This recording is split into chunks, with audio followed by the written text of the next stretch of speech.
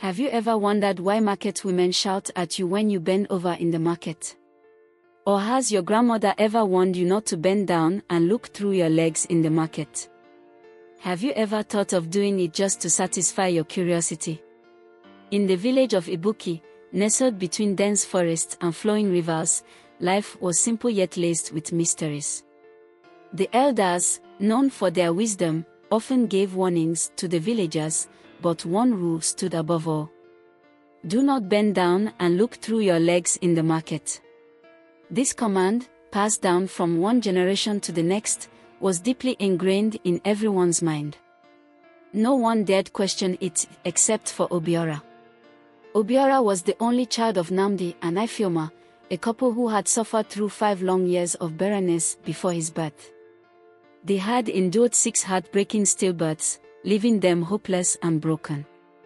The day Obiora was conceived, the village celebrated as if he were a blessing sent directly from the gods. Because of this, Nnamdi and Ifeoma pampered him beyond reason and named him Obiora, which means thanks to the gods. They feared doing anything that might anger the gods who finally gave them a child. Obiora, sensing his parents' fear and deep love, grew to be rebellious, uncontrollable, and arrogant. He refused to listen to the village elders, mocked the customs, and sneered at anyone who dared to correct him. Even his parents couldn't rein him in. The villagers whispered that he was cursed, that a child born after so much grief should be raised with caution, but Obiora's parents were blind with love. One evening, while sitting with his friends under the bamboo tree, the topic of the market rule came up in their usual conversation.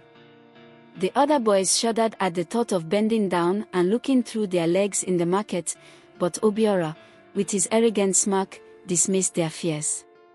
Is that all it takes to scare you people? Obiora scoffed. A simple rule about looking between your legs. Nothing will happen, I am sure of it. His friends exchanged uniformity glances. One of them, Emeka, spoke up. Obiora, the elders say it's dangerous for a reason. Why do you want to risk it? Obiora waved him off with a laugh. The elders just want to keep us in line. I am going to the market tomorrow, and I will prove to you all that it's just a silly and stupid superstition. The other boys shifted nervously. Don't do it, Obiora. What if something bad happens? Another friend asked. Obiora grinned even wider. You all can come and watch. I will bend down and look, and nothing will happen to me. I won't even see anything. Then you will all see how foolish these rules are. Come with me tomorrow, and you will see for yourselves, he said to them. Despite their better judgment, his friends couldn't resist the pull of curiosity. Perhaps it was Obiora's boldness or maybe their own hidden desire to witness the forbidden. Either way, they agreed to go with him to the market the next day. The following afternoon, the market was alive with its usual bustling and hustling. The sun beamed down on the vendors selling spices, fabrics, and clay pots, while the sound of lively chatter filled the air. Obiora arrived with his friends trailing behind him, nervous but eager to see what would unfold. He strutted through the market, his confidence unshaken, while his friends shot worried glances at one another. This is it, Obiora said, stopping in the center of the market. Then he turned to them and said, now watch and learn. Before his friends could say anything else, Obiora spread his legs and bent down, looking through the space in between them. At first, nothing seemed out of the ordinary. The market looked the same, and the people continued their business. Obiora smiled, about to mock his friends for their fear, but then it happened. The world around him began to twist. Colors blended into one another, and the once bright and bustling market grew dim and silent. The people seemed to slow down, moving as though in a dream. Obiora's smile faltered, and panic crept into his heart.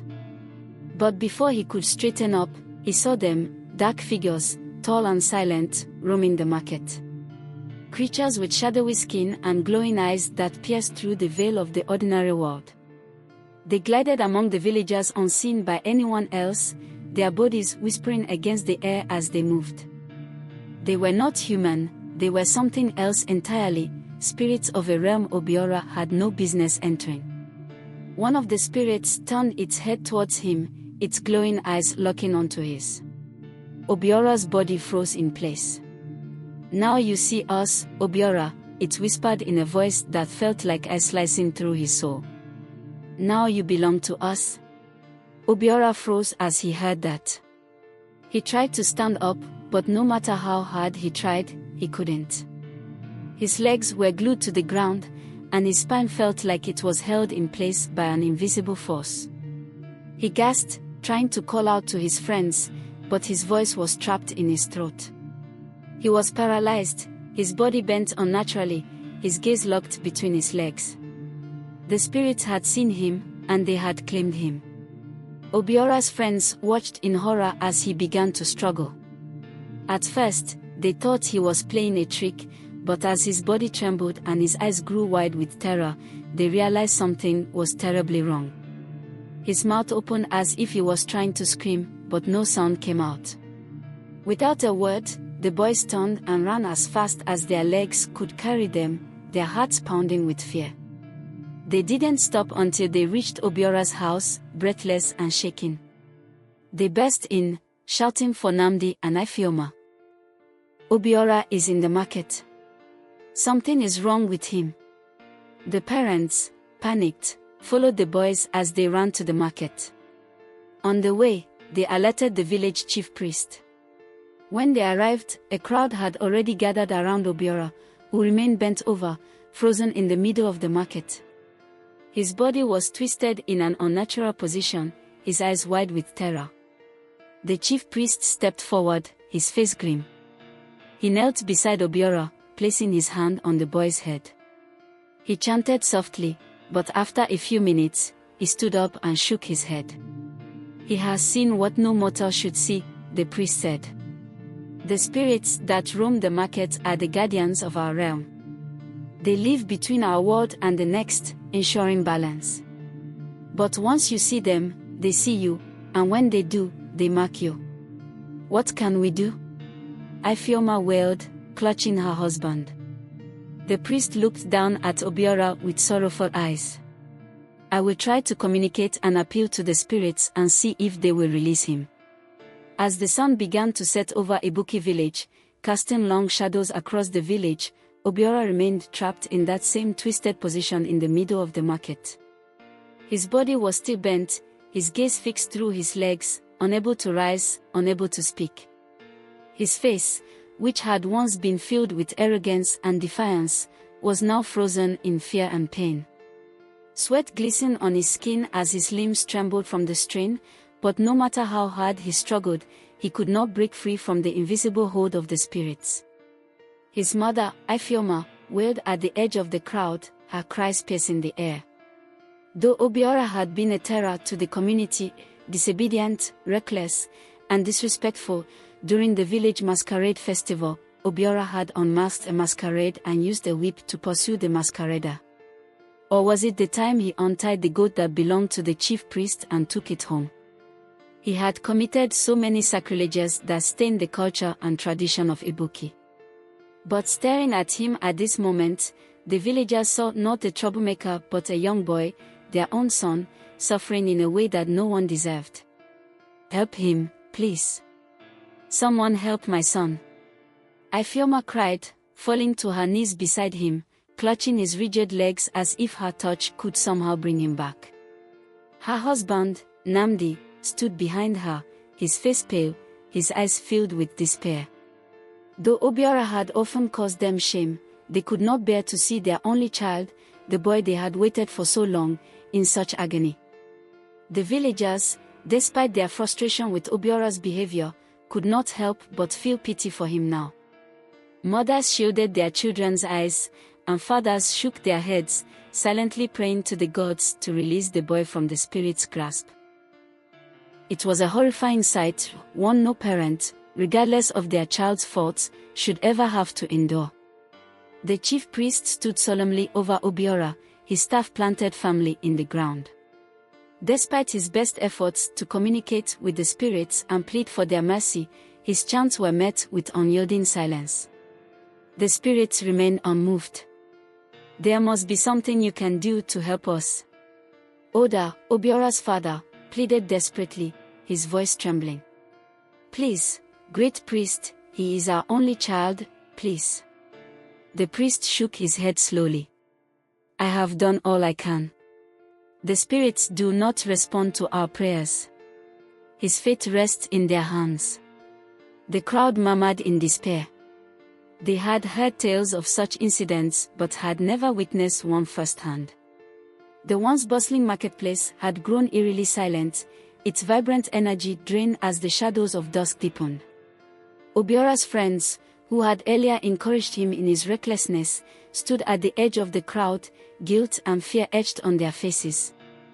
They had followed him out of curiosity, awed by his boldness, but now they deeply regretted it. As the last rays of sunlight faded and the marketplace was cast into twilight, Obiora's strength began to wane. His body, already strained from the unnatural position, trembled uncontrollably, but the spirits still held him there, bent, helpless, and broken. His breath came in ragged gasps, silent tears streaming down his face. The chief priest, seeing no other option, decided to make one final attempt to appeal to the spirits. With a heavy sigh, he began to chant again, his voice low and solemn, sending fervent prayers to the heavens above. Then, just as the first stars appeared in the night sky, a strange stillness swept over the marketplace. The air felt lighter, softer, as if an invisible weight had been lifted. Suddenly, Obiora's rigid body relaxed. His legs buckled, and he collapsed to the ground, unconscious but no longer under the spirit's control. A gasp erupted from the crowd as Ifeoma, Obiora's mother, screamed and rushed to her son's side. She cradled his limp body in her arms, rocking him back and forth as tears streamed down her face. The villagers gathered around, some whispering prayers, others shaking their heads in disbelief. The curse had been lifted, but the damage was done. Obiora had survived, but the lesson was clear: the elders' warnings were not to be ignored. The spirits that roamed the marketplace were real, and their wrath was swift and unforgiving. From that day forward, no one in the village dared to challenge the old ways. The story of Obiora, the boy who defied the spirits, was passed down through generations as a cautionary tale. The village was forever changed, and so was Obiora. When he woke the next morning, his voice was gone, his body weakened, and his spirit broken. He had dared to challenge the ancient warnings and paid the price. Some traditions exist for reasons far beyond human understanding. Curiosity and defiance, when not tempered by respect, can lead to one's undoing. As parents, even the Bible said it in Proverbs 22 verse 6, "Train up a child in the way he should go, and when he is old he will not depart from it." Thanks for watching NaijaTrends TV, where we bring the heartbeat of Nigerian culture, stories, and trends straight to you.